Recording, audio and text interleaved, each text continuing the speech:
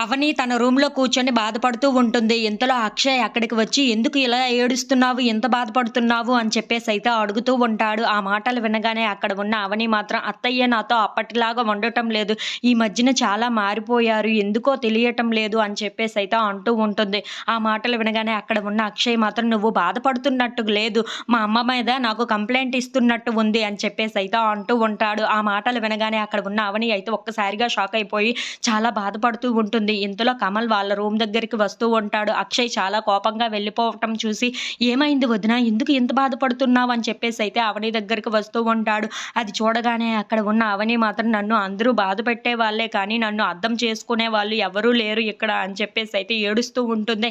ఆ మాటలు వినగానే అక్కడ ఉన్న కమల్ మాత్రం ఒక్కసారిగా షాక్ అయిపోయి, "ఏంటి వదిన నిన్నెవరు ఇక్కడ బాధ పెట్టారు? అంత ధైర్యం వీళ్ళకి ఎవరికైనా ఉందా? నేను ఇప్పుడు చూస్తానుండు ఎవరు నిన్ను బాధ పెట్టారో" అని చెప్పేసైతే అంటూ ఉంటాడు. ఆ మాటలు వినగానే అక్కడ ఉన్న అవని మాత్రం, "లేదు నువ్వు ఏమీ అనకు" అని చెప్పేసైతే అంటూ ఉంటుంది. "లేదు వదిన వాళ్ళ పని నేను పడతాను" అని చెప్పేసైతే అనుకుంటూ ఇంట్లో ఉన్న వాళ్ళందరినీ పిలిపిస్తూ ఉంటాడు.